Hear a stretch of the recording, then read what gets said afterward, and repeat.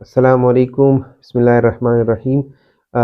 आज हम epidemiology start करेंगे और आज हम यूनिट 1 डिस्कस करेंगे, जो है इंट्रोडक्शन टू एपिडेमियोलॉजी। एपिडेमियोलॉजी क्या है? तो आप सबको पता होना चाहिए कि epidemiology is the foundation of public health. And what is public health? आप लोगों को पता होना चाहिए कि एक हमारे साथ मेडिसिन है और एक है पब्लिक हेल्थ। तो मेडिसिन जो है वो आप सबको पता होना चाहिए कि जो हमारे साथ हॉस्पिटल्स है, जहाँ हेल्थ केयर सिस्टम है, जहाँ पे क्योरमेंट हो रही है। तो एक है क्योरमेंट ऑफ डिजीज और दूसरा है प्रिवेंशन ऑफ डिजीज। तो प्रिवेंशन ऑफ डिजीज का मतलब है कि हम डिजीज को बिल्कुल प्रिवेंट कर लें।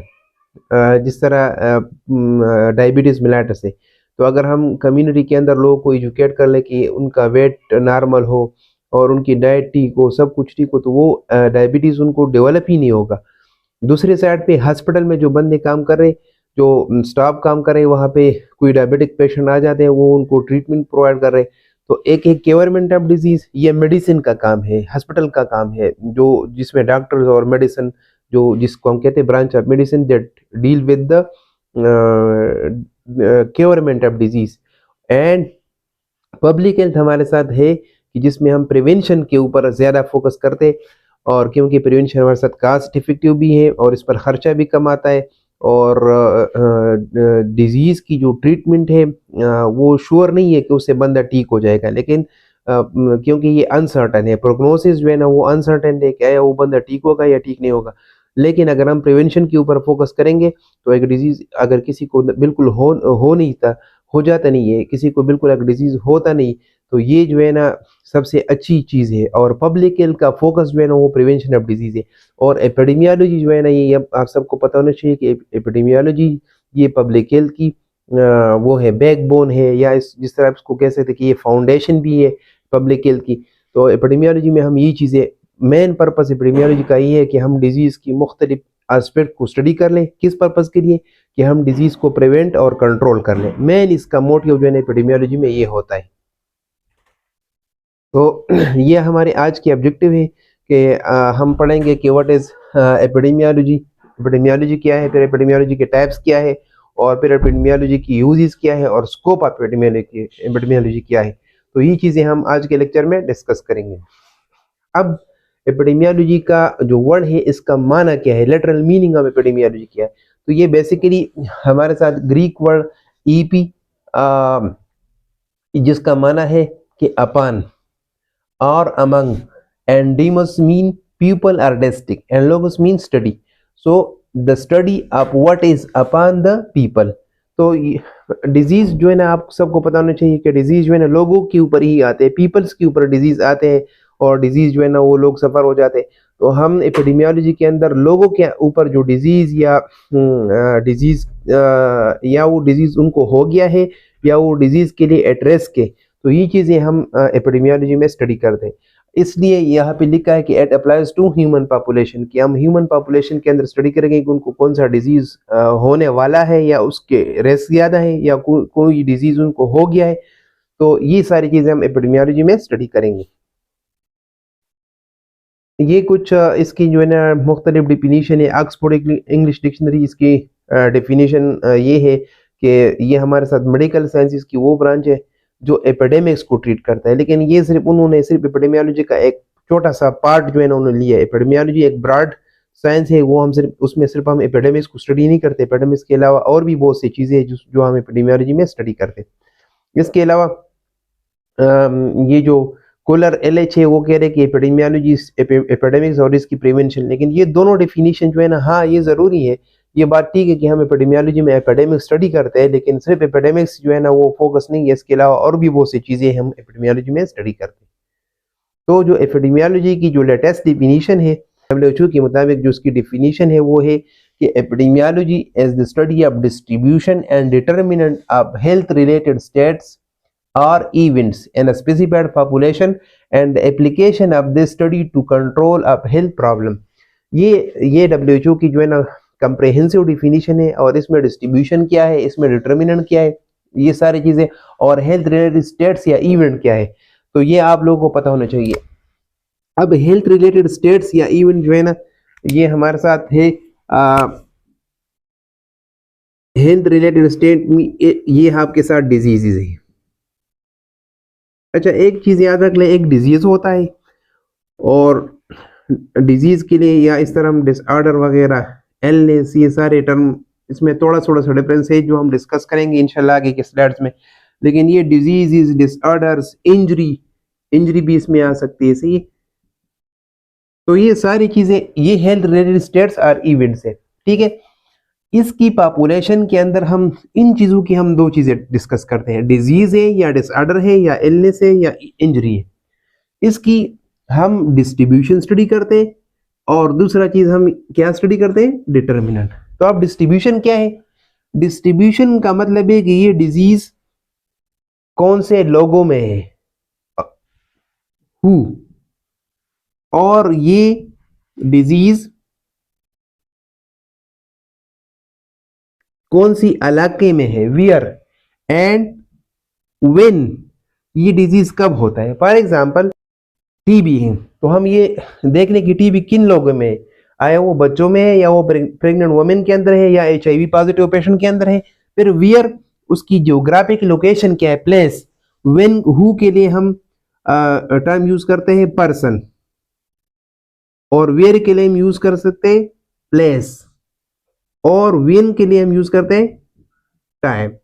तो ये चीजें डिस्ट्रीब्यूशन में हम स्टडी करते हैं कि कौन सा डिजीज, ये डिजीज को हम कहते हैं कि व्हाट मीन कौन सा डिजीज, और वो डिजीज किन पर्सन के अंदर है, वो हु, एंड कौन से एरिया के अंदर है, वियर, एंड व्हेन, कौन से टाइम में वो डिजीज होता है।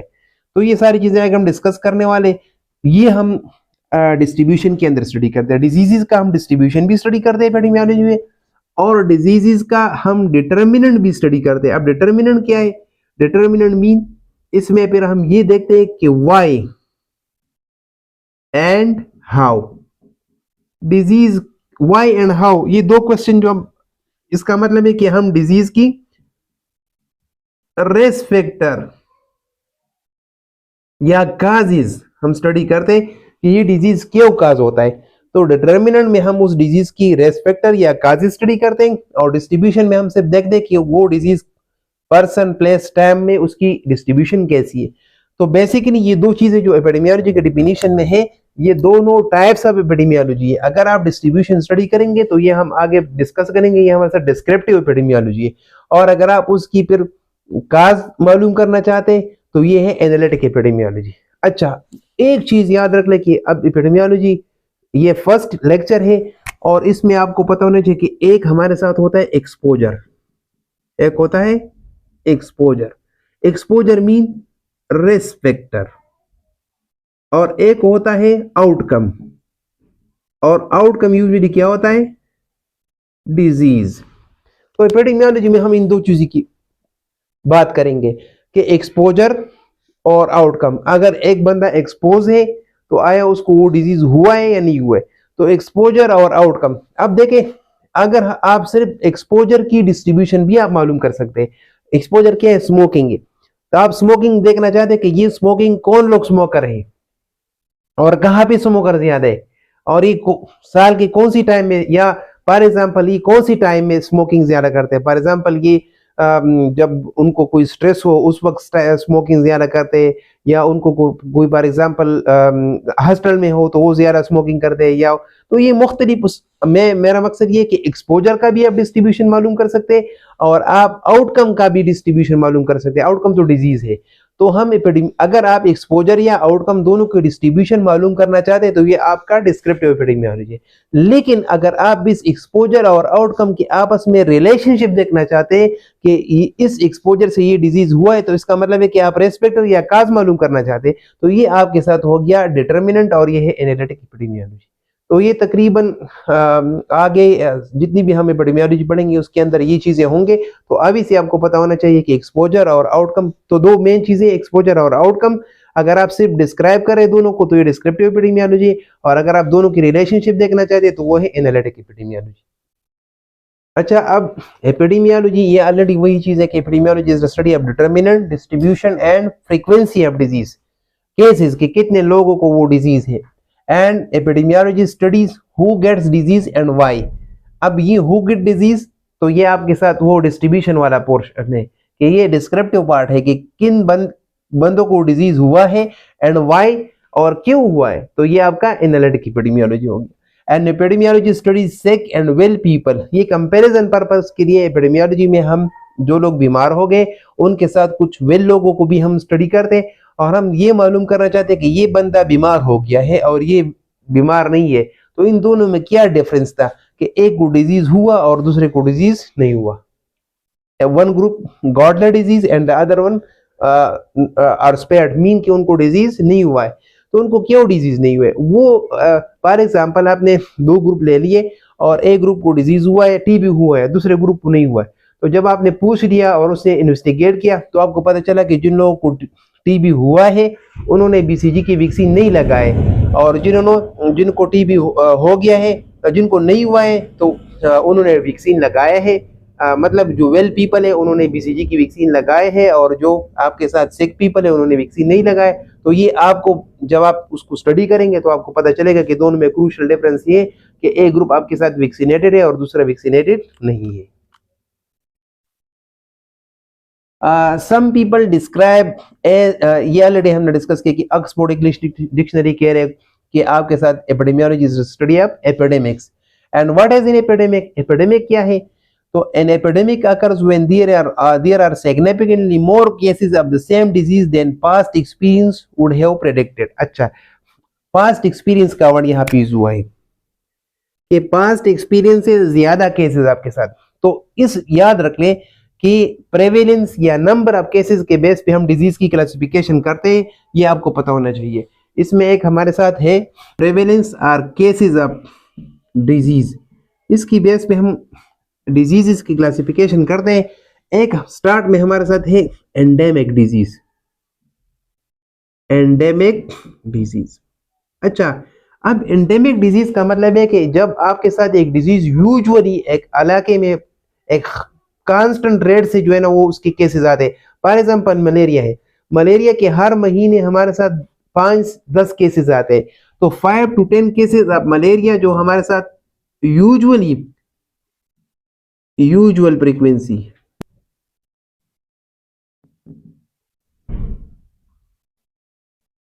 आप मलेरिया, अब यूजुअल फ्रीक्वेंसी ऑफ मलेरिया हमारे साथ ये कि 5 to 10 केसेस इसकी मलेरिया की हमारे साथ आमतौर पर पाए जाते हैं या रिपोर्ट होते हैं। तो अब ये फॉर एग्जांपल अगर मैं ग्राफ से इसको ड्रा कर लो तो मेरे साथ ये केसेस हो गए, ये मंथ्स हो गए, डेज हो गए कि आपके साथ पूरे मंथ के डे 1 से लेकर 10 तक और फिर 13, 20 और आखिर 30, ये 30 डेज को आपने मंथ के अंदर डिवाइड किया है। और आपके साथ यहाँ पे केसेस है कि 5 केसेस है, 10 केसेस है, 15 केसेस है। तो यूजुअली हमारे साथ केसेस जो है ना वो ज्यादातर कितने 10 केसेस जो है ना वो 10 तक केसेस जो है ना उसकी फ्रीक्वेंसी हाई हो जाती है।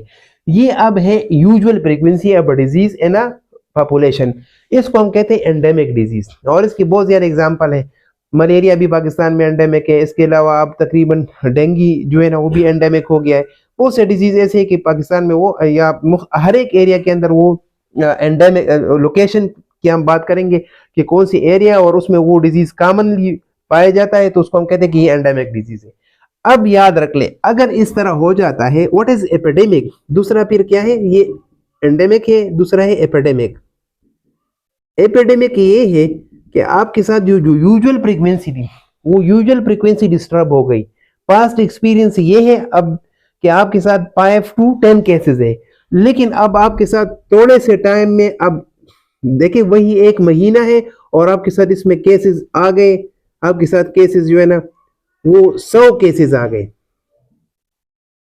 ये 50 केसेस हो गए और यहाँ पे 0 0 50 100 केसेस। तो आपके साथ अब वही डेज है और आपके साथ पहले यूजुअल फ्रीक्वेंसी आपके साथ ये है कि आपके साथ 5 to 10 केसेस है, लेकिन अब आपके साथ बहुत कम, एक हफ्ते के अंदर आपके साथ 100 केसेस रिपोर्ट होते हैं। तो ये अब नॉर्मल पैटर्न जो है ना, जो एंडेमिक पैटर्न था वो डिस्टर्ब हुआ और आपके साथ बहुत कम टाइम में बहुत ज्यादा केसेस रिपोर्ट हो गए, तो इसको हम कहते हैं एपिडेमिक। समझ आ रही?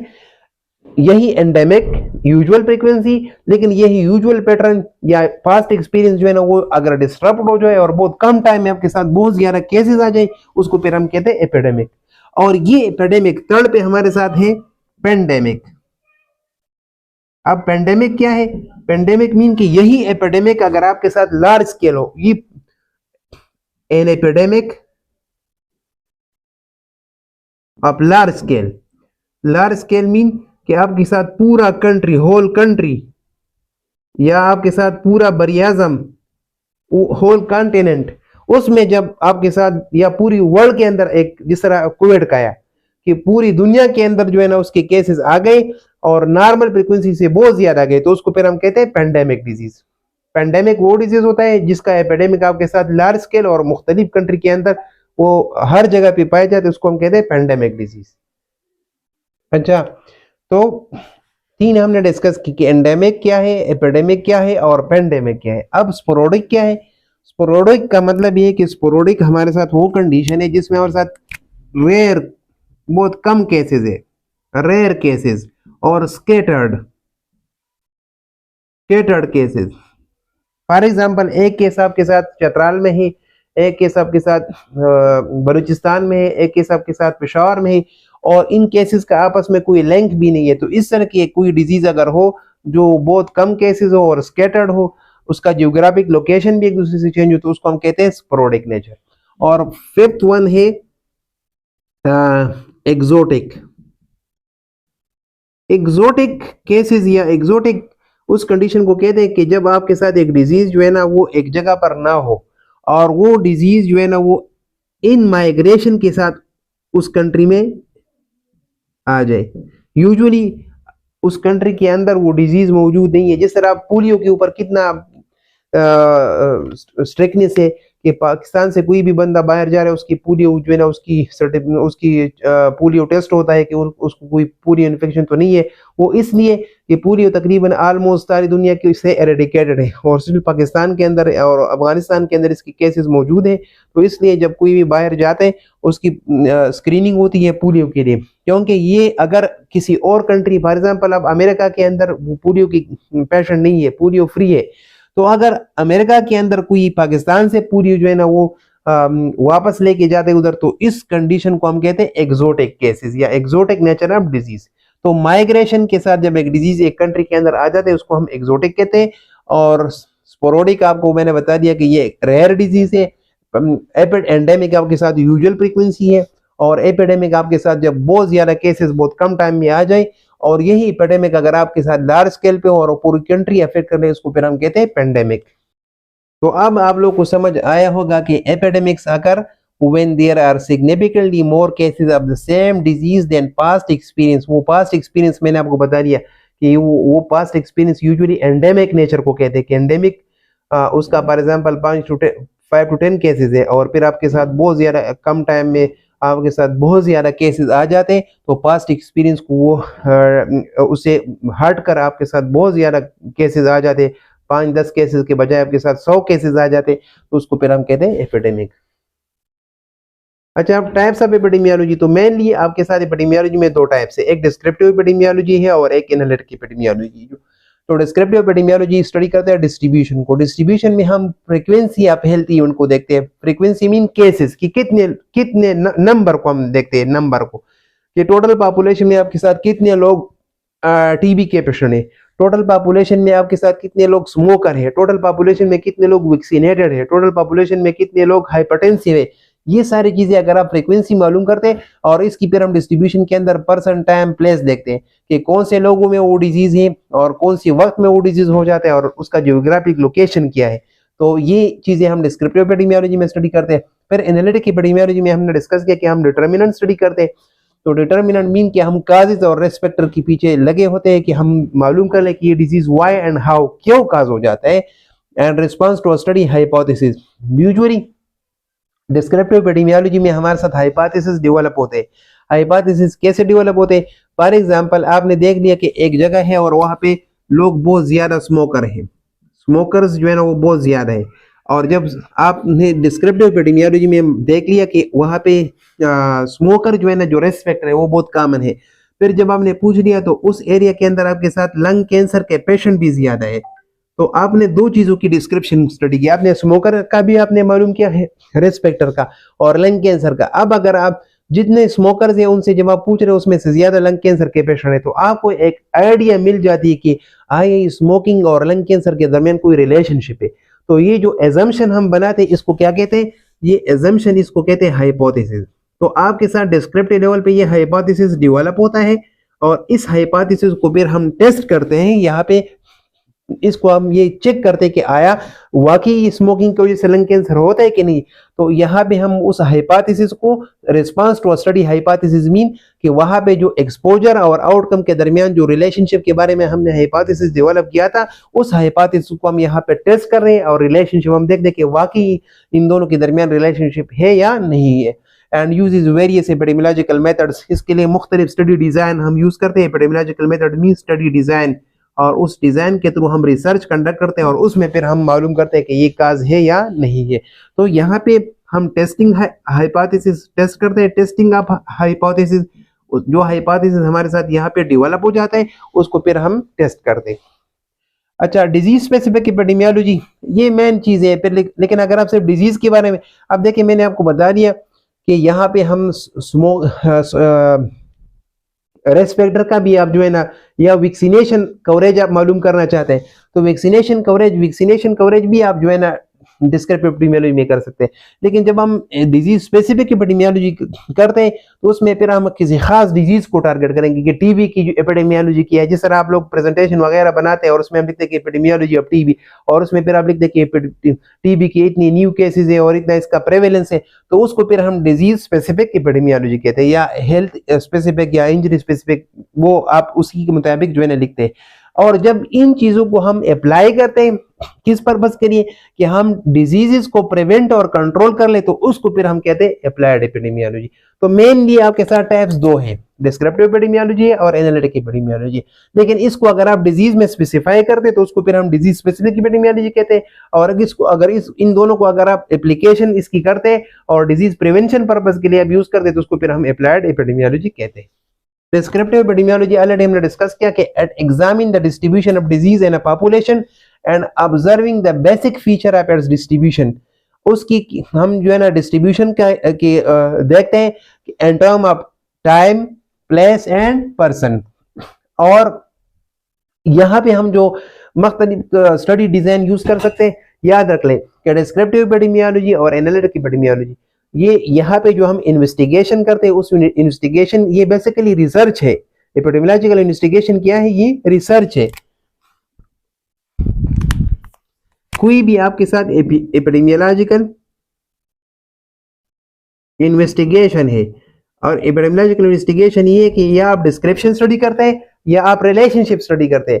लेकिन दोनों के अंदर डिस्क्रिप्शन चाहे आप स्टडी करते हैं, अगर आप डिस्क्रिप्शन स्टडी करते हैं ओनली उसकी ऑब्जर्वेशन स्टडी करते हैं, तो ये डिस्क्रिप्शन के लिए आप जो स्टडी डिजाइन यूज करेंगे वो आप डिस्क्रिप्टिव एपिडेमियोलॉजी, उसमें हमारे साथ जो स्टडी डिजाइन होते हैं वो यूजुअली सर्वे होते हैं, क्रॉस सेक्शनल सर्वे उसको कहते हैं, क्रॉस सेक्शनल सर्वे। क्योंकि यहाँ पे हमारा फोकस क्या है, हमारा फोकस ये होता है कि यूजुअली हम केसेस ऑफ डिजीज मालूम करते हैं, फ्रीक्वेंसी ऑफ डिजीज, और फ्रीक्वेंसी मालूम करने के लिए सबसे बेस्ट जो स्टडी है वो है सर्वे।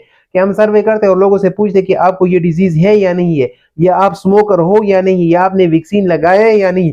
तो ये आपको पेशेंट जो है ना आपको बताएंगे, तो एट द एंड आपको पता चलेगा कि स्मोकर कितने हैं, नॉन स्मोकर कितने हैं, टीबी पॉजिटिव पेशेंट कितने हैं और जिनको टीबी नहीं है वो कितनी है। तो ये सारी चीजें यूजुअली आपको प्रेवेलेंस का, डिजीजेस के प्रेवेलेंस का हमें पता चल जाता है। तो डिस्क्रिप्टिव एपिडेमियोलॉजी में हम फ्रीक्वेंसी निकालते हैं, और फ्रीक्वेंसी अब डिजीज को फिर हम क्या कहते हैं, यूजुअली उसको हम प्रेवेलेंस कहते हैं। आगे हम ये डिस्कस करेंगे। तो यहाँ पे हमारा जो कॉमन जो स्टडी डिजाइन है टिपिकल, वो है यूजुअली क्रॉस सेक्शनल स्टडी, या यही डिस्क्रिप्टिव सर्वेज वगैरह हम करते हैं। ये डिस्ट्रीब्यूशन के अंदर हमने डिस्कस किया कि who mean person and where mean place and when mean time. अब ये इन तीन चीजों के अंदर हम उसकी डिस्ट्रीब्यूशन मालूम करते हैं। And TB prevalence higher and overcrowded area, अब ये हमें इन चीजों से पता चल जाता है जब हम डिस्क्रिप्टिव हम जब स्टडी करते हैं और हमें पता चल जाता है कि टीबी की प्रेवेलेंस कौन सा डिजीज है, टीबी है, व्हाट और प्लेस जो है ना हमारे साथ कौन सी प्लेस है, ओवर क्राउडेड प्लेस है। तो यहाँ पे हमें प्लेस का पता चल जाता है कि ये उन और क्राउडेड प्लेस के अंदर जो पर्सन है उनके अंदर ये टीबी की प्रेवलेंस ज्यादा है। डेंगू आउटब्रेक इन मूनसून सीजन। अब मूनसून सीजन के अंदर चूंकि मस्कीटो की ब्रीडिंग जो है ना होती है और मस्कीटो आपके साथ ज्यादा होते हैं और मस्कीटो जो है ना आपको पता है कि वो डेंगू वायरस के लिए वेक्टर है। तो जब आपके साथ वेक्टर मौजूद होंगे तो आसानी से डिजीज जो है ना वो कॉमनली फिर स्प्रेड होंगे। इसी तरह higher diabetic prevalence in older adult. तो अब यहाँ पे देखिए इस एग्जांपल के अंदर आपके साथ टाइम का मेंशन है, इस एग्जांपल के अंदर आपके साथ प्लेस मेंशन है और higher diabetic prevalence in older इसके साथ आपके साथ पर्सन की स्पेशली आपके साथ एज के ओल्ड एज की लोग जो है ना उनमें आपके साथ। तो ये इसी तरह हम मुख्तलिफ डिजीजेस के अंदर ये टाइम प्लेस पर्सन चेक करते हैं। अब analytic epidemiology testing a specific hypothesis about the relationship. अब मैंने अब स्टार्ट में आपको बता दिया कि जब आप एक्सपोजर और आउटकम के दरमियान एक्सपोजर मैंने आपको बता दिया एक्सपोजर को क्या कहते हैं, रिस्क फैक्टर, और आउटकम को क्या कहते हैं, डिजीज। इन दोनों के दरमियान मैंने आपको देखा डिस्क्रिप्टिव एपिडेमियोलॉजी में हमारे साथ इन दोनों के दरमियान हाइपोथेसिस डेवलप हो जाता है। तो फिर हम उसके दरमियान जो रिलेशनशिप है उस रिलेशनशिप को कंफर्म करने के लिए उसको हम टेस्ट करने के लिए हम एनालिटिक एपिडेमियोलॉजी यूज करते हैं। And testing a specific hypothesis about the relationship of a disease to a putative cause. Putative cause mean कि कोई पोटेंशियल काज है जो कंफर्म नहीं है, जो हमें सिर्फ जो है ना एक क्लू मिला है, लेकिन अब यहाँ पे हम कंफर्म करेंगे कि आया वो काज है या नहीं है। तो उसके लिए फिर हम स्टडी करेंगे, रिसर्च करेंगे और उस रिसर्च के अंदर हम ये मालूम करेंगे कि इस एक्सपोजर ऑफ इंटरेस्ट के साथ, इस exposure of interest for example ये एक्सपोजर क्या है मेरे साथ, स्मोकिंग है, और इस स्मोकिंग और disease of interest for example मेरे साथ एक कोरोनरी हार्ट डिजीज। तो आया इस एक्सपोजर ऑफ इंटरेस्ट जो मेरा स्मोकिंग है और डिजीज ऑफ इंटरेस्ट मेरा सीएचडी है, इन दोनों के दरमियान कोई रिलेशनशिप है या नहीं है, इसको स्टडी करने के लिए हम एनालिटिक एपिडेमियोलॉजी यूज करते हैं। और इसके लिए जो स्टडी डिजाइन यूज होते हैं वो यूजुअली कोहोर्ट स्टडी डिजाइन है और केस कंट्रोल स्टडी डिजाइन है, जो आगे हम इंशाल्लाह स्टडी डिजाइन में पढ़ेंगे। लेकिन कोहोर्ट क्या है कि आप दो ग्रुप लेते हैं, आपने एक ग्रुप ले लिया वो सारे स्मोकर है, एक्सपोज्ड है, और कंपेरिजन पर्पस के लिए आपने दूसरा ग्रुप ले लिया और वो है नॉट एक्सपोज आपके साथ नॉन स्मोकर है, और इन दोनों को आप जो है ना फॉर एग्जांपल फॉलो कर रहे, देख रहे उसकी, और फिर आप देखते कि इनमें से कितने लोगों को सीएचडी डेवलप हुआ। तो कुछ लोगों को सीएचडी डेवलप होगा और कुछ लोगों को सीएचडी डेवलप नहीं होगा। तो फिर आप ये देख ले कि आपके साथ जिन लोगों को सीएचडी डेवलप हुआ है तो वो स्मोकर में ज्यादा है या नॉन स्मोकर में ज्यादा है। तो अगर आपके साथ स्मोकर में सीएचडी के पेशेंट ज्यादा है और नॉन स्मोकर में कम है तो हमें पता चल जाता है कि रिस्क हमारे साथ स्मोकर में ज्यादा है। तो ये कोहोर्ट स्टडी वो स्टडी होती है जिसमें हम एक्सपोजर के साथ लोगों को लेते हैं और फ्यूचर में उसको फॉलो करते हैं for the development of disease. और फिर हमें अगर इंसिडेंस केसेस हमारे साथ एक्सपोज ग्रुप में ज्यादा है और नॉट एक्सपोज में कम है तो हमें अंदाजा हो जाता है कि ये जो स्मोकिंग है इसका इस डिजीज के साथ रिलेशनशिप है। तो ये हम कोहोर्ट स्टडी में ये फाइंड आउट करते हैं। इस तरह केस कंट्रोल में भी हम जो है ना मुख्तलिफ एसोसिएशन मालूम कर सकते हैं। तो ये आगे इंशाल्लाह स्टडी डिजाइन का अपना यूनिट है, उसमें फिर हम डिटेल से डिस्कस करेंगे। लेकिन आपको ये पता होना चाहिए कि एनालिटिक एपिडेमियोलॉजी की अपनी स्टडी डिजाइन है और डिस्क्रिप्टिव एपिडेमियोलॉजी की अपनी स्टडी डिजाइन है, और उसी के थ्रू हम रिसर्च कंडक्ट करेंगे। अगर आपने डिस्क्रिप्शन करना है तो डिस्क्रिप्शन के लिए आपने कोई सर्वे करना है, और अगर आपने कोई एनालिटिक एपिडेमियोलॉजी में रिलेशनशिप मालूम करना है तो उसके लिए फिर आपने रिसर्च करना है कोहोर्ट स्टडी डिजाइन या केस कंट्रोल स्टडी डिजाइन से, और आपने स्मोकिंग और या एक्सपोजर और आउटकम के दरमियान रिलेशनशिप निकालना है। तो ये दोनों आपको पता होना चाहिए। डिटर्मिनेंट्स ऑफ डिजीज में हम मुख्तलिफ डिटर्मिनेंट याद रख लें कि डिटर्मिनेंट हमारे साथ ब्रॉड एक फैक्टर है जो हमारी हेल्थ को बहुत पॉजिटिवली एंड नेगेटिवली अफेक्ट कर सकता है। कैसे? फॉर एग्जांपल हाइजीन है, तो अब ये हाइजीन अगर इसके ऊपर अगर हम फोकस कर ले और हमारा हाइजीन बहुत है, गुड हाइजीन है, तो ये गुड हाइजीन फिर आपके लिए जो है ना ये डिटर्मिनेंट बन जाता है, ये आपकी हेल्थ को पॉजिटिवली अफेक्ट कर ले। लेकिन अगर आप हाइजीन का ख्याल नहीं रखेंगे तो ये हाइजीन आपके साथ पुअर हाइजीन बन जाएगा, और पुअर हाइजीन फिर आपके साथ जब पुअर हाइजीन बन जाता है तो ये पुअर हाइजीन फिर आपके साथ ये मुकम्मल ये आपका रिस्क फैक्टर बन जाता है, क्योंकि ये फिर आप मुख्तलिफ डिजीज को काज करने में ये रोल प्ले करता है। तो ये फिर आपके साथ डिटर्मिनेंट मैंने आपको बता दिया। अगर हम जनरली हाइजीन की बात करते हैं तो हाइजीन के ऊपर आप अगर काम करेंगे तो आप इसको इम्प्रूव कर रहे हैं, और इम्प्रूव करेंगे तो आपका ये पॉजिटिवली हेल्थ को अफेक्ट करेगा। लेकिन अगर कोई अपने हाइजीन का ख्याल नहीं रखता तो वो फिर पुअर हाइजीन होगा, और पुअर हाइजीन आपके साथ फिर रिस्क फैक्टर बन जाता है। तो ये मुख्तलिफ डिटर्मिनेंट्स है जिसको हमने 4-5 क्लासेस के अंदर डिवाइड किए गए हैं बायोलॉजिकल फैक्टर। अब बायोलॉजिकल फैक्टर एज है, सेक्स है, जेनेटिक्स है। अब कुछ डिजीज ऐसे है कि वो एज, जिस तरह निमोनिया हो गया या कालरा वगैरह हो गया या इस तरह की जो है ना मीजल, ये ज्यादातर बच्चों के डिजीज है। अगर हम डायबिटीज को देखें या इस तरह अल्जाइमर डिजीज को देखें या पार्किंसन डिजीज को देखें तो वो ओल्ड एज की डिजीज है। सेक्स में कुछ डिजीज ऐसे है कि वो मेल में ज्यादा उस कॉमन होते हैं, कुछ डिजीज फीमेल में ज्यादा कॉमन है। जेनेटिक्स, अब देखिए अगर आपका फैमिली हिस्ट्री पॉजिटिव है, आपकी पेरेंट्स में कोई डायबिटिक है, तो बच्चों को फिर जीन्स जो है ना ट्रांसफर होते हैं और उनमें फिर डायबिटीज होने के चांस ज्यादा होते हैं। तो ये बायोलॉजिकल फैक्टर में आते हैं। इसी तरह बिहेवियरल फैक्टर का आपके पर्सनल जो है ना आदत जो है, जिस तरह आप एक बंदे वो फास्ट फूड बहुत ज्यादा खा रहे हैं, डाइट उसका अनहेल्दी डाइट है। अब देखिए अगर उसका डाइट ठीक है, हेल्दी डाइट है, तो ये हेल्दी डाइट आपका डिटर्मिनेंट है और ये आपकी पॉजिटिवली आपकी हेल्थ को इंप्रूव करेगा। लेकिन आपका अगर अनहेल्दी डाइट है तो ये आपका रिस्क फैक्टर बन जाता है। फास्ट फूड आप बहुत ज्यादा खा रहे हैं, या अगर स्मोकिंग एक बंदा करे वो भी एक रिस्क फैक्टर है। इसके अलावा अल्कोहल वगैरह यूज करते हैं, सेडेंटरी लाइफस्टाइल हो गया, ओबेसिटी हो गई, ये सारे बिहेवियरल फैक्टर है। ठीक है। इस तरह एनवायरमेंटल फैक्टर, अगर एनवायरमेंट के अंदर सैनिटेशन ठीक ठाक है, वहां पे नीट एंड क्लीन एनवायरमेंट है, तो ये पॉजिटिवली हेल्थ को अफेक्ट करेगा। लेकिन अगर एनवायरमेंट के अंदर पोल्यूशन है, सैनिटेशन ठीक नहीं है, तो ये आपके मुख्तलिफ जो है ना वाटर बोर्न डिजीज और ये सारी चीजें हो सकती है। सोशल फैक्टर याद रख ले, इससे आपके साथ यूजुअली सोशल फैक्टर जो है ना, ये आपकी जो मेंटल डिसऑर्डर है उसके लिए बहुत जरूरी है। मेंटल डिसऑर्डर, ये जो आप साइकेट्री में पढ़ रहे हैं, डिप्रेशन है, सुसाइड वगैरह, और ये शिजोफ्रेनिया वगैरह, एंजाइटी डिसऑर्डर, ये सारी चीजें, अगर पॉवर्टी है, एजुकेशन ठीक नहीं है, बेसिक राइट्स लोगों को नहीं मिल रहे, तो ये सारे वो फैक्टर है कि वो बंदे को लेके जाता है और वो डेवलप करेगा मेंटल डिसऑर्डर। इसी तरह हेल्थ केयर फैक्टर, अब हेल्थ केयर फैक्टर भी बहुत जरूरी है। अगर आपका एक्सेस सर्विसेज नहीं है, कोई वैक्सीनेशन सेंटर आपके आसपास नहीं है, आप वैक्सीन नहीं लगाएंगे, आप अनवैक्सीनेटेड होंगे, तो जब आप अनवैक्सीनेटेड होंगे तो आपको ज्यादा एक डिजीज होने की चांस ज्यादा है। तो डिटर्मिनेंट में ये सारी चीजें आते हैं। अच्छा, अब एक चीज याद रख ले, यहाँ पे लिखा है कि descriptive epidemiology is the antecedent to analytic epidemiology.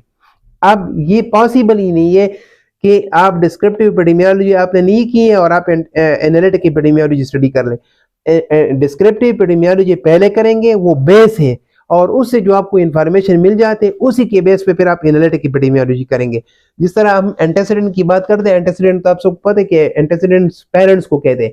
तो अगर पेरेंट्स नहीं है तो फिर उसकी बच्चे के कहाँ से आएंगे। तो इसी तरह अगर आपके साथ डिस्क्रिप्टिव एपिडेमियोलॉजी नहीं है तो आप एनालिटिक एपिडेमियोलॉजी स्टडी नहीं कर सकते। तो डिस्क्रिप्टिव एपिडेमियोलॉजी में आपको इन चीजों का, एनालिटिक एपिडेमियोलॉजी में आपको ये चीजें चाहिए कि हमने किस चीज को देखना है, और कौन से इलाके के अंदर प्लेस, और कौन सा डिजीज है, और ये देखिए ये सारे इंफॉर्मेशन हमें, मैंने आपको बता दिया कि ये इंफॉर्मेशन हमें मिल जाते हैं कहाँ पे, डिस्क्रिप्टिव एपिडेमियोलॉजी में।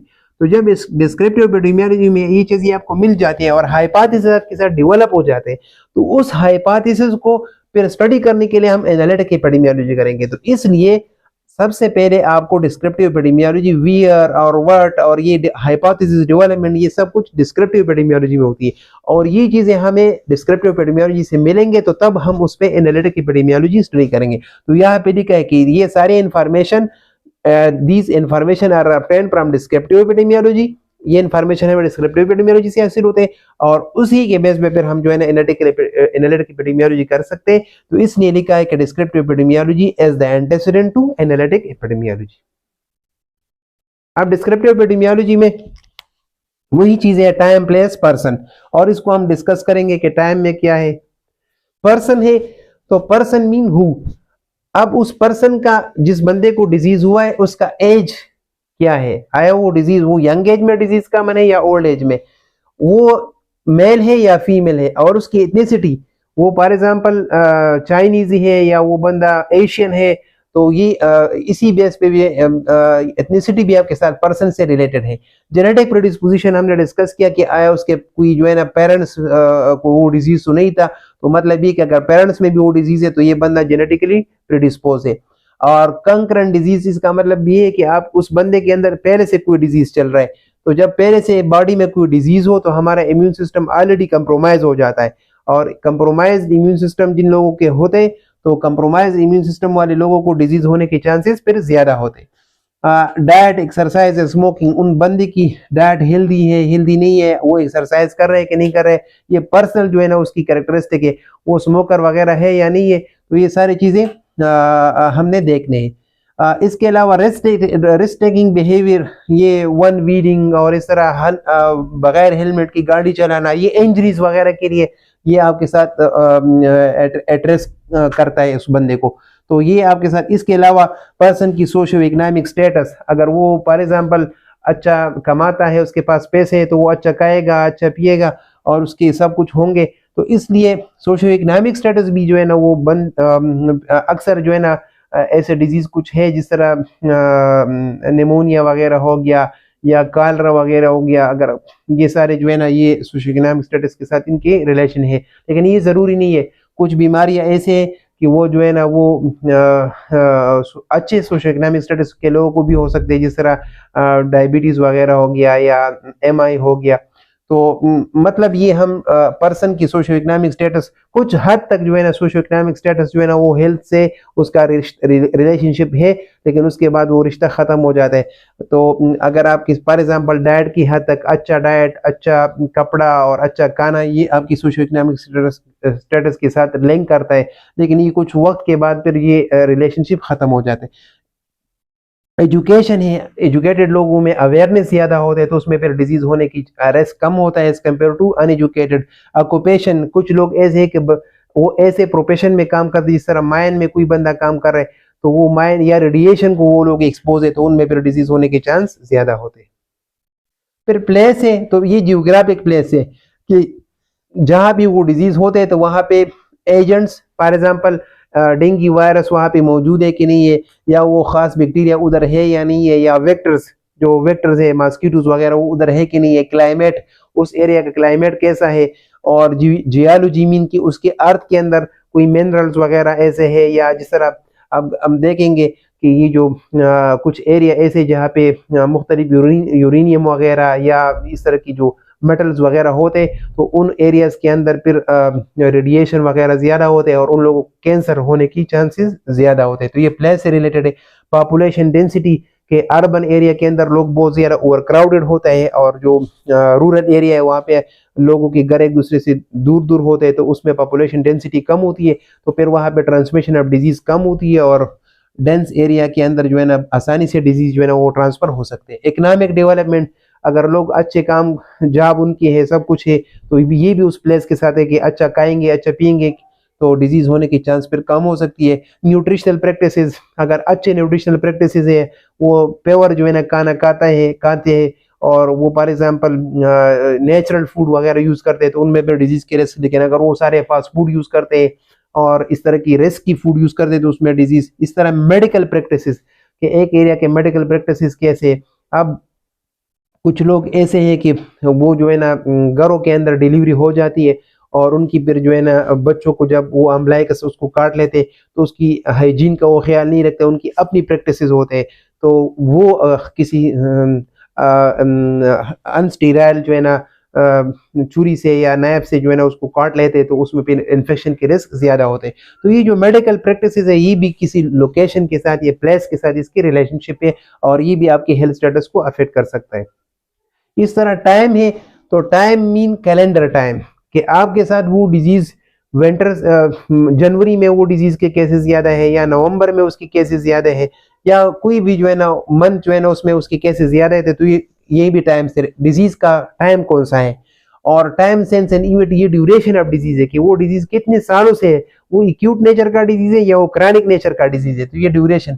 फिजियोलॉजिक साइकिल जिस तरह है, सर्काडियन रिदम है हमारा, या इस तरह फीमेल के अंदर मेंस्ट्रुअल साइकिल वगैरह, तो ये ये ना हमारी बॉडी के अंदर मुख्तलिफ फिजियोलॉजिक साइकिल है। अब इस फिजियोलॉजिक साइकिल के अंदर या इसमें ये लिखा है कि यूजुअली जो हार्ट अटैक होते हैं वो यूजुअली अर्ली मॉर्निंग में लोगों को हो जाते हैं। तो इसका मतलब है कि इसी वक्त जो है ना इसका ये टाइम के साथ उसका रिलेशनशिप है फिजियोलॉजिकल साइकिल। या अगर एक फीमेल है वो उसको मेंस्ट्रुअल साइकिल है, तो मेंस्ट्रुअल साइकिल में उनको जो है ना एग्रेशन वगैरह और ये चीज़ें ज़्यादातर हो जाती है। तो ये इसका ताल्लुक जो है ना वो ये इस एग्रेशन का या एंगर का या इस तरह के डिजीज़ का ताल्लुक जो है ना, या बैक पेन अगर उनको है तो या ये सारी चीज़ें उनकी ताल्लुक किस चीज़ के साथ है, उस वक्त के साथ है जब उस वक्त के अंदर उसको ये साइकिल है। तो ये मुख्तलिफ जो है ना डिजीज़ का इस फिजियोलॉजिकल साइकिल के साथ भी रिलेशनशिप होता है। और एज, ये टाइम सिंस बर्थ है, एज भी टाइम में आ जाता है कि वो डिजीज जो है ना यंग एज में है या ओल्ड एज है। तो यंग एज का मतलब है कि टाइम कम है, उसका एज उसका कम है, और अगर वो लॉन्ग ओल्ड एज का है तो उसका उसमें टाइम ज्यादा है। सीजनलिटी, कुछ डिजीज ऐसे कि वो विंटर सीजन में कॉमन है और कुछ डिजीजेस के वो समर में कॉमन है। तो ये आपके साथ सीजनलिटी है। और टेम्पोरल ट्रेंड जो आपको पता होना चाहिए कि टेम्पोरल ट्रेंड का मतलब ये कि एक बंदा एक्सपोज है एक रिस्क फैक्टर को, एक्सपोज है एक रिस्क फैक्टर को। फॉर एग्जाम्पल ये क्या है, स्मोकर है। तो ये स्मोकर अगर 10 साल या 15 साल ये स्मोकिंग कर ले तो तब उसको क्या होता है, लंग कैंसर होता है। तो यहाँ पे लंग कैंसर और स्मोकिंग के दरमियान जो रिलेशनशिप है इसके बीच हमारे साथ 10 ईयर का टाइम है, ये टाइम इन्वॉल्वमेंट है। जब एक रिलेशनशिप है लेकिन उस रिलेशनशिप के लिए टाइम चाहिए तो उसको हम कहते हैं टेम्पोरल ट्रेंड, या उसको हम टेम्पोरल रिलेशनशिप कहते हैं कि जब बीच में टाइम इन्वॉल्व। ऐसा तो नहीं है कि एक बंदे ने आज एक सिगरेट पी लिया और कल उसको लंग कैंसर होगा, इस तरह तो नहीं है ना कि एक बंदा फॉर एग्जाम्पल 10-15 साल के लिए स्मोकिंग कर ले और उसको बाद में वो डिजीज हो जाता है। तो इस तरह की रिलेशनशिप को हम कहते हैं टेम्पोरल। तो इसमें भी बीच में टाइम इन्वॉल्व, इसलिए टाइम में हम ये चीजें भी स्टडी करते हैं। एक एग्जाम्पल है, इस एग्जाम्पल में आपको समझाया गया है कि डिस्क्रिप्टिव एपिडेमियोलॉजी में हम कैसे स्टडी इन्वेस्टिगेशन करेंगे। तो फॉर एग्जाम्पल ये एक इवेंट हुआ है और इस इवेंट के अंदर आपको ये काम दिया गया कि आप इन्वेस्टिगेट कर ले कि इस इवेंट के अंदर 2220 people were exposed and 1520 of them died. इतने लोगों में से इतना ज्यादा लोग जो है ना वो एक्सपोज हो गए हैं किसी भी इवेंट को और वो मर चुके हैं। तो हमने ये इन्वेस्टिगेट करना है कि ये टाइम प्लेस पर्सन के अंदर आपने एज एपिडेमियोलॉजिस्ट डिस्क्रिप्टिव एपिडेमियोलॉजी में क्या करना है कि पर्सन ये देखना है कि इन लोगों में ये कौन से पर्सन है, ये मेल है, फीमेल है, यंग है, ओल्ड है, और प्लेस इनका कहाँ था, कहाँ पे ये इवेंट हुआ है और टाइम क्या था। तो एज एपिडेमियोलॉजिस्ट हम इन 3 चीजों के ऊपर काम करेंगे। तो अब हम पूछेंगे किससे, हम वहां पे जाएंगे, सर्वे करेंगे और सर्वे में जो सर्वाइवर है, अब देखें टोटल मेरे साथ 200 इतने लोग हैं और इतने तकरीबन अबाउट 1500 उसमें उसकी डेथ हो गई है, टोटल ये है, और इसकी तकरीबन ये डायड लोग हैं। तो अब कुछ सर्वाइवर तो है ना, कुछ तो जिंदा बचे हैं, उन जिंदा लोगों से हम पूछेंगे या उनके जो रिश्तेदार हैं उनसे हम पूछेंगे या वहां पे जो और रिलेटेड पर्सन है उससे हम पूछेंगे कि ये इवेंट जो हुआ है तो ये कैसे हुआ। जिस तरह आप लोगों को पता है कि कुछ साल पहले मरी के अंदर जो बर्फबारी हुई थी और बर्फबारी की वजह से सारे लोग जो है ना अपनी गाड़ों के अंदर उन्होंने गाड़ी बंद किए थे और अपनी गाड़ों के अंदर वो उन्होंने सर्दी की वजह से हीटर ऑन रखे थे और बहुत से लोगों की डेथ हो गई थी। और फिर जब इन्वेस्टिगेट किया गया तो पता चला इन सब ने हीटर ऑन किया था और हीटर की वजह से कार्बन मोनोऑक्साइड जो है ना वो गाड़ियों के अंदर जो है ना जमा हुआ था और उसकी वजह से बहुत से लोगों को सफोकेशन हुआ था और वो डेथ उनकी हो गई थी। तो इसी तरह ये जो इवेंट हुआ है इस इवेंट के अंदर हमने इन लोगों से पूछना है और हमें फिर टाइम प्लेस पर्सन तीनों का पता चल जाएगा। पर्सन में हमारे साथ अब हमने जब ये क्वेश्चन पूछ लिए तो हमें ये इंफॉर्मेशन मिल गई कि इसमें कौन कौन से लोग हैं, मेन भी है, वुमेन भी है और चिल्ड्रन भी है। मतलब है कि सिर्फ एक खास ग्रुप नहीं है कि सिर्फ यंग मेन है या सिर्फ चिल्ड्रन है, बल्कि 3 मिक्सचर है, आपके साथ मेन भी है, वुमेन भी है और चिल्ड्रन भी। ये सब एक्सपोज हुए थे और majority of them who died were wealthy.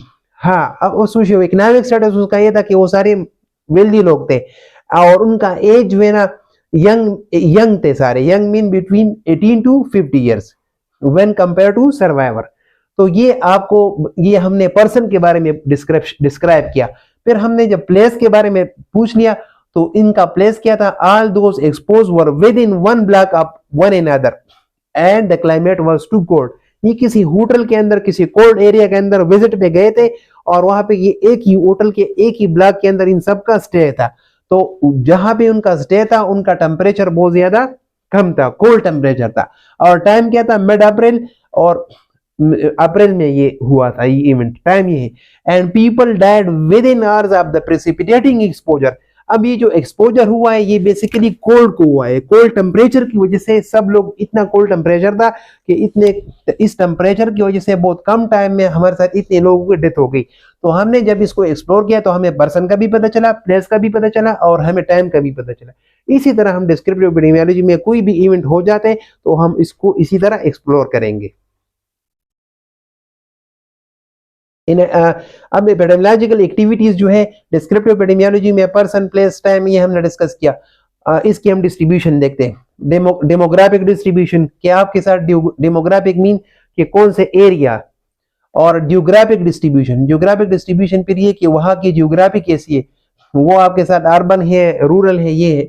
और सीजनल पैटर्न, सीजनल पैटर्न भी हम देखेंगे कि वो डिजीज आपके साथ टाइम, ये टाइम से रिलेटेड है सीजनल पैटर्न। और फ्रीक्वेंसी ऑफ डिजीज जो है ना वो आपके साथ नंबर, उसकी प्रेवेलेंस का, ये सारी चीजें हमें डिस्क्रिप्टिव एपिडेमियोलॉजी में पता चल जाएगा। और यूजफुल फॉर एलोकेटिंग रिसोर्सेज। अब देखिए अगर आपको पता चला कि एक जगह पे एक डिजीज के केसेस बहुत ज्यादा आ रहे हैं, फॉर एग्जांपल एक जगह पे आपने इन्वेस्टिगेशन किया और वहां पे टीबी के केसेस बहुत ज्यादा है, तो आप वहां पे कोई टीबी सेंटर ओपन करेंगे, वहां पे आप कोई टीबी कंट्रोल प्रोग्राम स्टार्ट करेंगे। तो इसलिए अकॉर्डिंग टू, जब आपको ये इंफॉर्मेशन मिल जाते हैं तो अकॉर्डिंग टू दीज इंफॉर्मेशन फिर आप क्या करते हैं, वहां पे आप रिसोर्सेज एलोकेशन भी करते हैं, वहां पे कोई हेल्थ प्रोग्राम भी स्टार्ट करते हैं। और आपको मुख्तलिफ हाइपोथेसिस भी डेवलप हो जाते हैं कि यहाँ के लोग for example over crowded condition में रहते हैं और उस ओवर क्राउडेड कंडीशन की वजह से उन सबको टीबी हो जाता है। तो यहाँ पे आपके साथ हाइपोथेसिस भी डेवलप होंगे और उसको फिर आगे आप टेस्ट करेंगे। अब एनालिटिक एपिडेमियोलॉजी में, एनालिटिक एपिडेमियोलॉजी में हमने स्टार्ट में पढ़ा कि हम क्या स्टडी करते हैं, रिलेशनशिप स्टडी करते हैं between two things and what is the two things are exposure and effect. मैंने आपको बताया कि एक्सपोजर एंड आउटकम। तो इस रिस्क फैक्टर का इस डिजीज के साथ क्या रिलेशनशिप है, इसको हम एनालिटिक एपिडेमियोलॉजी में स्टडी करते हैं।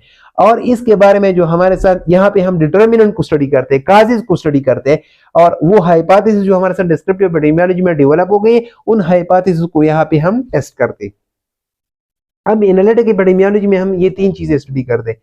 एनालिटिक एपिडेमियोलॉजी में होस्ट, एजेंट एंड एनवायरनमेंट। अब देखे डिजीज कैसे काज होती है, अगर एजेंट मौजूद है, agent, agent mean bacteria, virus, कोई भी एजेंट है, और फिर होस्ट है जिनको डिजीज काज होते हैं वो मौजूद है, और वो एनवायरनमेंट। अब देखें ये एजेंट है, ये एजेंट जो है ना ये वो स्ट्रांग एजेंट होना चाहिए, और ये होस्ट जो है ना ये ससेप्टेबल होना चाहिए।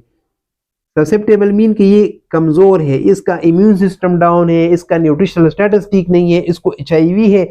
तो अब ये एजेंट आपके साथ कोई एक ऐसा एजेंट है कि ये ह्यूमन बॉडी के अंदर एंटर हो सकता है, उसके डिफेंस सिस्टम को जो है ना ये क्रॉस कर सकता है। तो इसका मतलब है कि ये बहुत स्ट्रांग है, और ये इम्यून सिस्टम, ये बंदा जो है ये ससेप्टेबल है, इसका इम्यून सिस्टम सब कुछ डाउन है, और एनवायरनमेंट जो है ना वो इस एजेंट के लिए फेवरेबल है। तो तब आपके साथ क्या होगा, डिजीज काज होगा। तो ये वाई, हाउ एंड वाई जब हम पढ़ते तो हाउ एंड वाई के लिए हम ये चीजें स्टडी करते हैं कि एजेंट कौन सा एजेंट है, उस डिजीज का एजेंट कौन सा है, और फिर होस्ट के अंदर कौन से कैरेक्टरिस्टिक है कि उनकी वजह से उसको ये डिजीज हो जाता है, और एनवायरनमेंट के अंदर कौन से फैक्टर है कि वो इस डिजीज के लिए फेवरेबल है।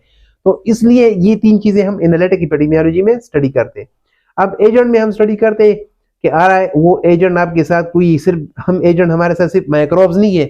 हम एजेंट जब सुनते हैं तो हमारे जहन में माइक्रोब्स आते हैं, लेकिन माइक्रोब्स के अलावा आपके साथ पॉइजन भी एजेंट है, ये पॉइजनिंग जो हो जाती है, एलर्जिन भी जिससे एलर्जिक रिएक्शन हो जाता है, रेडिएशन एक्सपोजर ये भी आपका है, और फिजिकल ट्रामा, ये जो रोड एक्सीडेंट हो जाते हैं उसमें जो फ्रैक्चर वगैरह हो जाते हैं, डिस्लोकेशन हो जाते हैं, तो उसको हम कहते हैं मैकेनिकल एजेंट। ये कौन से एजेंट है, मैकेनिकल एजेंट।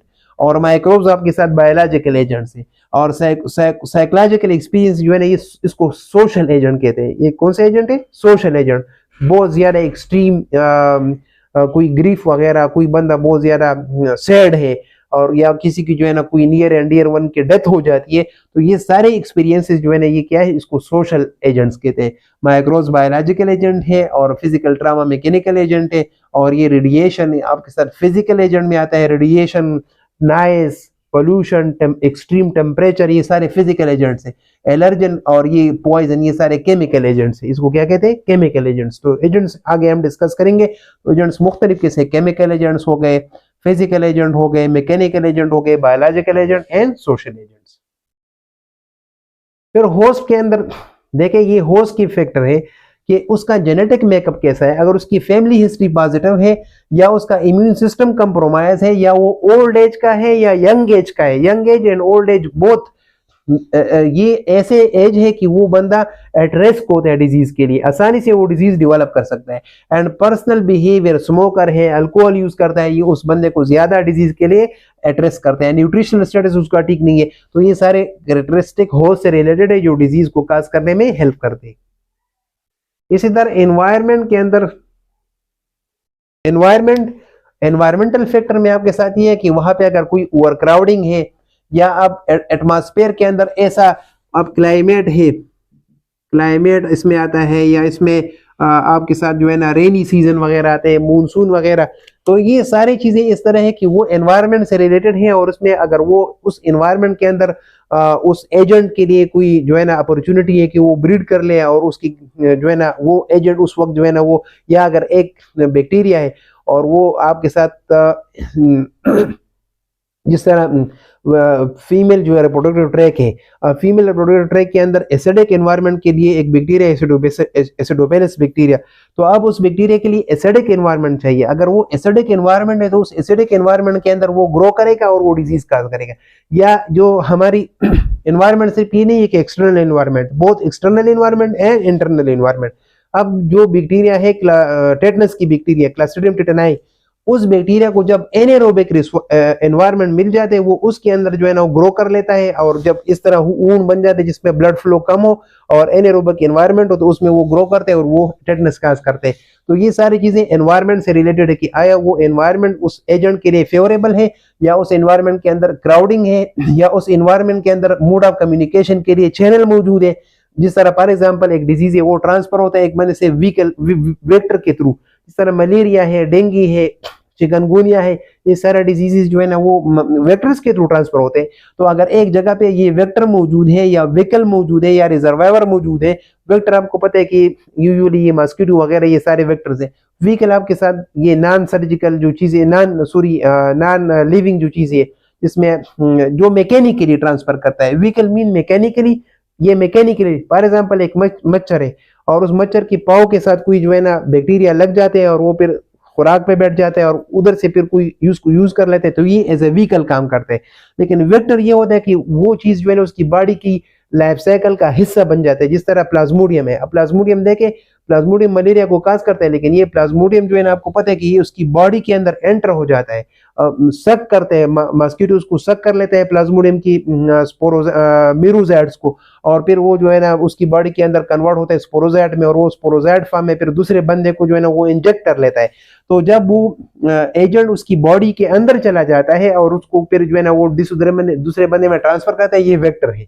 और सिर्फ अगर मैकेनिकली उसके साथ अटैच हो जाता है, कोई सर्जिकल इक्विपमेंट के साथ, कोई ये जो मच्छर जो है ना उसकी पाव के साथ कोई चीज अटैच हो जाती है, ये मैकेनिक व्हीकल है। और ये रिजर्वायर तो आपको पता है कि रिजर्वायर आपके साथ नॉन लिविंग भी हो सकते हैं और लिविंग भी हो सकते हैं। फॉर एग्जाम्पल आपके साथ ब्लड के अंदर जो है ना कोई माइक्रोब मौजूद है, या किसी पानी का तालाब है और उसके अंदर माइक्रोब्स मौजूद है, तो ये सारे आपके साथ रिजर्वायर है। अच्छा, ये हमने स्टार्ट में डिस्कस किया कि epidemiology as the foundation of public health, और it helps us why disease occur, who is affected, where and when the disease, ये ऑलरेडी डिस्क्रिप्टिव एपिडेमियोलॉजी। और एपिडेमियोलॉजी इसी के बेस पे फिर हम जब हमें इंफॉर्मेशन का पता चल जाता है तो हम डिजीज को प्रिवेंट भी कर सकते हैं, हम हेल्थ को प्रोमोट भी कर सकते हैं, और evidence based practice, nursing practice के लिए हमें रिसर्च क्योंकि एपिडेमियोलॉजी के अंदर हम रिसर्च करते हैं और वो रिसर्च जो है ना फिर अगर हम प्रैक्टिस के अंदर यूज करेंगे तो हमारा रिसर्च जो है ना वो हमारा प्रैक्टिस जो है ना वो एविडेंस बेस्ड प्रैक्टिस बन जाता है। अच्छा, इज एपिडेमियोलॉजी अ साइंस? तो ये मुख्तलिफ क्वेश्चन है कि what are the characteristic of science, what disciplines are sciences and what disciplines are not sciences and is public health sciences is epidemiology a science? ये मुख्तलिफ मेन क्वेश्चन ये कि epidemiology science है या नहीं है। तो आपको पता है कि साइंस के अंदर हम क्रिएटिव एंडीवर मीन कि हम कोई इन्वेस्टिगेशन करते हैं, कोई चीज हम डिस्कवर करते हैं, कोई इन्वेंशन वगैरह हम करते हैं और हम वहां पे क्वेश्चनिंग करते हैं, एक्सप्लोरेशन का करते हैं और हम एम्पेरिकल एविडेंस निकालते हैं रिसर्च के अंदर। तो और हाइपोथेसिस हम जो है ना बनाते हैं और उसको हम टेस्ट करते हैं। ये सब कुछ हम एपिडेमियोलॉजी में भी कर सकते हैं। एपिडेमियोलॉजी में हम एविडेंस को तलाश करते हैं, हम क्वेश्चनिंग करते हैं, हम एक्सप्लोर करते हैं, हम हाइपोथेसिस को टेस्ट करते हैं। इसलिए एपिडेमियोलॉजी भी हमारे साथ क्या है, ये साइंस है। And what are the unique skill of epidemiologist? Epidemiologist का यूनिक स्किल क्या है? तो एपिडेमियोलॉजी याद रखिए कि एपिडेमियोलॉजिस्ट का रोल बहुत ब्रॉड है, बहुत ब्रॉड रोल है इसका, लेकिन जो मेन की रोल है वो ये है कि measuring disease frequency and population. सबसे पहले डिजीज के केसेस, डिजीज बर्डन मालूम करना कि केसेस कितनी है डिजीज की, ये उसके बाद एपिडेमियोलॉजिस्ट जो है ना वेज एंड बैलेंस।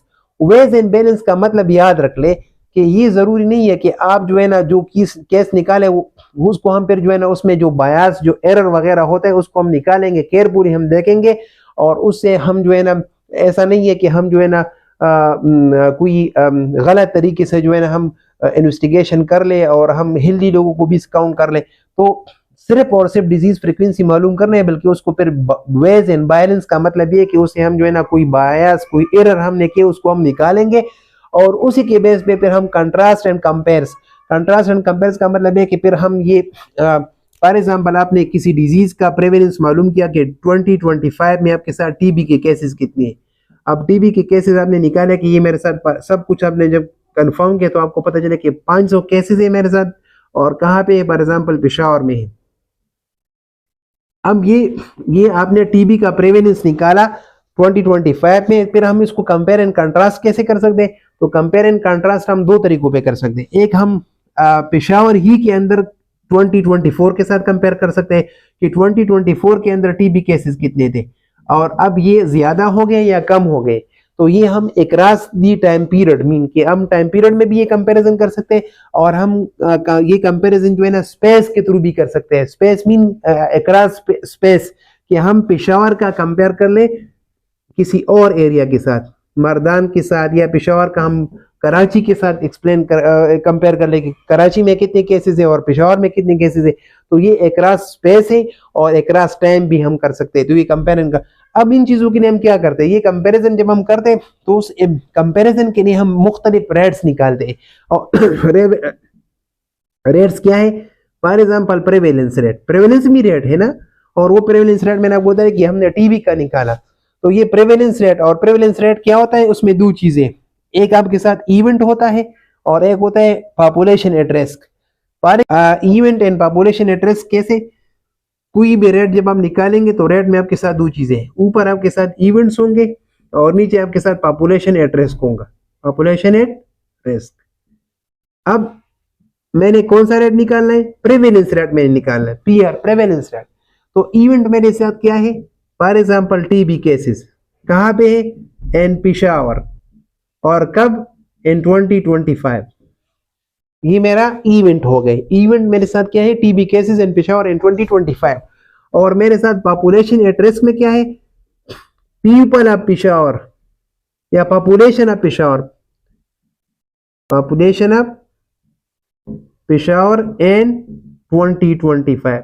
तो 2025 में पेशावर की जितनी भी पॉपुलेशन है उनमें से इतने लोगों को टीबी हो गया, तो ये पॉपुलेशन एट रिस्क है और इन पॉपुलेशन के अंदर इतने लोगों को टीबी हो गया, तो ये आपकी इवेंट है और ये आपका टोटल पॉपुलेशन है। इस तरीके से हम सारे रेट्स निकालेंगे, इस तरीके से हम सारे रेट्स निकालेंगे। आगे इसमें देखें, ये जो हम इसमें हमारे साथ ये इवेंट जो है ना ये न्यूमरेटर है और ये जो पॉपुलेशन एट रिस्क है ये डिनोमिनेटर है। आप सबको पता है कि जब हम दो चीजें एक दूसरे पे डिवाइड करते हैं तो जो ऊपर है वो उसको हम कहते हैं कि ये न्यूमरेटर है और ये इस नीचे वाले टर्म को हम कहेंगे डिनोमिनेटर। तो न्यूमरेटर डिवाइडेड बाय डिनोमिनेटर, ये और न्यूमिनेटर आपका होगा, यहाँ पे लिखा है the number of people to home something happens. For example उनको टीबी हो गया या वो मर गए, जो ये सारे आपके इवेंट्स है। और कितने जो लोग हैं जिन लोगों के अंदर ये इवेंट अकर हुआ है, वो इवेंट्स आपका जो है ना वो पॉपुलेशन है ट्रेस के, उसको हम डिनोमिनेटर कहते हैं। यूजेस ऑफ एपिडेमियोलॉजी है, तो यूजेस ऑफ एपिडेमियोलॉजी में हम टू स्टडी द काज। अब ये हमने डिस्कस किया ना, एनालिटिक एपिडेमियोलॉजी में हम स्टडी क्या करते हैं, उसमें हम एटियोलॉजी, काज, ये सारी चीजें डिस्कस करते हैं। और जब हम काज मालूम करते हैं तो उस काज, फॉर एग्जांपल वो प्राइमरी एजेंट क्या है, प्राइमरी एजेंट क्या है, उस प्राइमरी एजेंट को मालूम करना और आया वो हमारे साथ काजेटिव फैक्टर है कि नहीं है, वो सब कुछ हम इसमें स्टडी करेंगे। To determine the characteristic of the agent और काजेटिव फैक्टर, फिर उस एजेंट की कि आया वो एजेंट, जिस तरह मैंने आपको बता दिया कि वो एजेंट तो ऐसा नहीं है कि वो एनारोबिक बैक्टीरिया है। अब ये एनारोबिक बैक्टीरिया का मतलब है कि वो आपके साथ ऐसे एनवायरनमेंट में ग्रो करेगा जहां पे ऑक्सीजन नहीं है। तो ये इस एजेंट की कैरेक्टरिस्टिक भी हमने स्टडी करने की, आया वो एजेंट आपके साथ एनारोबिक है या एरोबिक है, मैं समझा रहा हूँ सिर्फ, बाकी बहुत ज्यादा ऐसे फैक्टर है कि उस एजेंट का हमने मालूम करने। फिर वो डिजीज जो अगर है, कोई भी डिजीज है, तो हमने ये भी मालूम करना है कि वो डिजीज हमारे साथ वेक्टर बोर्न डिजीज है या वो एयर बोर्न डिजीज है या वो वाटर बोर्न डिजीज है या वो ब्लड बोर्न डिजीज है। हमने उसके लिए, क्योंकि अगर ये चीज हमें पता नहीं है, फॉर एग्जाम्पल हमें पता नहीं है कि ये डिजीज जो है ना वो किस रूट से ट्रांसफर हो रहे हैं, तो हमें कोई भी पता नहीं चलता कि हम कैसे उसको प्रिवेंट कर ले। लेकिन अगर हमें पता है कि ये डिजीज जो है ना ये ब्लड बोर्न डिजीज है, तो फिर हम उस पेशेंट के ब्लड से अपने आप को बचाएंगे। हमें कोई, जिस तरह हेपेटाइटिस सी है, तो हेपेटाइटिस सी चूंकि ब्लड से ट्रांसफर होते हैं, तो अगर हमें पता है उस जो पेशेंट है उसके ब्लड से हम अपने आप को बचाए, तो हमें हेपेटाइटिस सी ट्रांसफर नहीं हो सकती। या अगर एक डिजीज है वो फॉर एग्जांपल जो है ना वो टीबी है, वो एयरबोर्न डिजीज है, तो अगर हम मास्क वगैरह यूज कर ले तो फिर हम उस बंदे से अपने आप को बचा सकते हैं। तो ये मोड ऑफ ट्रांसमिशन का अगर हमें पता हो तो फिर हम प्रिवेंशन कर सकते हैं। इसी तरह जो कंट्रीब्यूटिंग फैक्टर है वो भी हमने पता करने है कि फॉर एग्जांपल जिस तरह एक डिजीज है उसके लिए हाई कोलेस्ट्रॉल लेवल अगर हो या इस तरह अगर ओबेसिटी हो, तो वो उस डिजीज को कंट्रीब्यूट करने में हेल्प करता है। तो हमने उन फैक्टर को जो है ना फिर मालूम करना है। And to identify the geographic pattern, geographic pattern में हमने पता करना है कि आए वो डिजीज जो है ना कौन से जियोग्राफी के अंदर वो डिजीज कॉमन है, वो किस कौन से लोकेशन के अंदर वो डिजीज, तो ये सारी चीजें हम एपिडेमियोलॉजी में मालूम करते हैं। इसके अलावा ये भी हम मालूम करते हैं natural course of the disease और डिसेबिलिटी और नेचुरल हिस्ट्री ऑफ डिजीज। आगे इंशाल्लाह इस पर पूरा यूनिट है कि नेचुरल हिस्ट्री ऑफ डिजीज क्या है। लेकिन नेचुरल हिस्ट्री ऑफ डिजीज ये है कि एक डिजीज जो है ना वो एक्सपोजर एक बंदे को हो गया, एक्सपोजर मीन की बॉडी के अंदर जो है ना कोई एजेंट एंटर हुआ। अब जब एजेंट एंटर हुआ तो अब ये डिजीज स्टार्ट हो जाएगा, और ये डिजीज स्टार्ट होगा और आखिर में ये इस डिजीज जो है ना उसका कोई आउटकम होगा। आउटकम मीन कि ये बंदा या तो रिकवर हो जाएगा या रिकवर नहीं हो जाएगा, ये उसको कोई डिसेबिलिटी हो जाएगी, या वो बंदा जो है ना उस डिजीज की वजह से उसकी डेथ होगी। तो अब यहाँ स्टार्ट से लेकर आखिर तक ये डिजीज कैसे प्रोग्रेशन इसकी होती है, इसमें कोई भी हम इंटरप्शन नहीं करते, हम कोई भी इंटरवेंशन नहीं करते कि हम इस डिजीज को स्टॉप करें। लेकिन नेचुरली हम इसको ऑब्जर्व कर रहे हैं कि ये जब ये क्यों करते हैं, इसलिए कि हमने एक्सपोजर हो गया तो साइन सिम्टम उसको कब शुरू हो गए, साइन सिम्टम कब शुरू हो गए, फिर साइन सिम्टम कब खत्म हो गए, और फिर उसकी रिकवरी कैसी हो गई। तो ये मुख्तलिफ जो नेचुरल कोर्स ऑफ डिजीज है इसको जब हम स्टडी करते हैं, और कोई भी इंटरवेंशन, कोई भी हम ट्रीटमेंट यूज नहीं करेंगे, अनइंटरप्टेड हम इसको छोड़ेंगे कि हमें इस डिजीज की इससे मुख्तलिफ इंफॉर्मेशन, जिस तरह इंक्यूबेशन पीरियड हो गया, एक्सपोजर से लेकर साइन सिम्टम तक जो टाइम होते हैं इसको इंक्यूबेशन पीरियड कहते हैं। तो ये इंक्यूबेशन पीरियड और ये सारी चीजें, इन्फेक्शियसनेस इस डिजीज की कब स्टार्ट हो जाती है, कब खत्म हो जाती है, ये सारे इंफॉर्मेशन तब हमें पता चलेगा जब हम इस डिजीज को अनइंटरप्टेड छोड़े। और अनइंटरप्टेड प्रोग्रेशन ऑफ डिजीज को जब हम स्टडी करते हैं तो उसको हम नेचुरल हिस्ट्री या नेचुरल कोर्स ऑफ डिजीज कहते हैं। इसी तरह ये अगर आपको पता चल जाता है कि डिजीज के केसेस कितने हैं और कहाँ पे ज्यादा है, तो उसी के बेस पे फिर हम planning and development of health services, वहाँ उस एरिया के अंदर हम मुख्तलिफ प्रोग्राम जो है ना वो प्लान करते हैं। और इसके अलावा हमारे जो पॉलिसी मेकर है, ये जो हम डाटा कलेक्ट करते हैं कि डिजीज कहाँ पे ज्यादा है, तो वो डाटा फिर हम पॉलिसी मेकर वगैरह के साथ शेयर करते हैं, और वो इसी के बेस पे मुख्तलिफ जो है ना पॉलिसी वगैरह बनाते हैं। तो ये सारे एपिडेमियोलॉजी की यूजेज है। अब पर्पज क्या है, तो पर्पज ऑलरेडी हमने डिस्कस किया कि पर्पज मेनली इसका पर्पज ये है कि हम डिजीज को कंट्रोल और प्रिवेंट कर ले, ठीक है। इसका और कोई पर्पस है ही नहीं कि हम डिजीज के बारे में मुख्तलिफ इंफॉर्मेशन हमें मालूम कर ले, उस डिजीज की काजेज का हमें पता हो, उस डिजीज का इंक्यूबेशन पीरियड का हमें पता हो, उस डिजीज की मोड ऑफ ट्रांसमिशन का हमें पता हो। तो एपिडेमियोलॉजी में हम ये सारी चीजें इसलिए मालूम करते हैं कि इन सब चीजों के ऊपर हम काम कर ले और उस डिजीज को हम कंट्रोल एंड प्रिवेंट कर ले। तो इसलिए प्रिवेंशन और कंट्रोल में क्या फर्क है? प्रिवेंशन मीन कि एक ये डिजीज बिल्कुल होना न हो जाए, stop something from occurrence, stop something from occurrence. अब डिजीज बिल्कुल आप स्टॉप कर ले कि डिजीज आपके साथ ना हो जाए, इसको प्रिवेंशन कहते हैं। कंट्रोल क्या है? कंट्रोल ये है कि डिजीज हो गया है, केसेस हो गया है, लेकिन इस केसेस को हम जो है ना ट्रीट कर ले और इसको हम आइसोलेट कर ले कि इनसे और लोग अफेक्ट ना हो जाए। तो इन केसेस को जो है ना आप अगर एक जगह पर बंद करेंगे, उनको आप ट्रीट करेंगे कि ये और भी कम हो जाए, तो इसको कंट्रोल कहते हैं। और दूसरे लोगों को बचाने के लिए कि ये डिजीज किसी और को ना हो जाए, इसको हम कहते हैं प्रिवेंशन। इन दोनों में थोड़ा तो एपिडेमियोलॉजी हमारा मेन पर्पस ये है कि हम डिजीज को प्रिवेंट और कंट्रोल कर लें।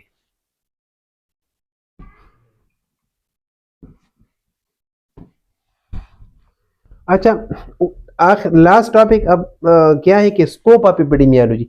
अब स्कोप मीन की बाउंड्री, स्कोप कहते हैं बाउंड्रीज को, कि हम क्या क्या स्टडी करेंगे एपिडेमियोलॉजी के अंदर, हम क्या इसकी लिमिटेशन क्या है, इसमें हम क्या क्या स्टडी करेंगे।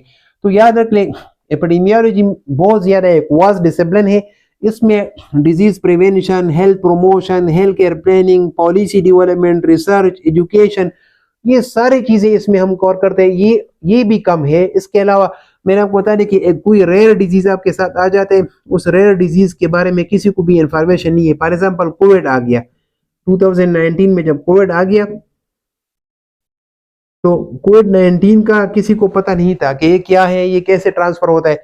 अब इस डिजीज के बारे में फुल इंफॉर्मेशन, इसको स्टडी करना कि ये क्या है, कैसे ट्रांसफर होता है, जिसको केस स्टडी कहते हैं, ये किसका काम है? ये एपिडेमियोलॉजिस्ट का काम है।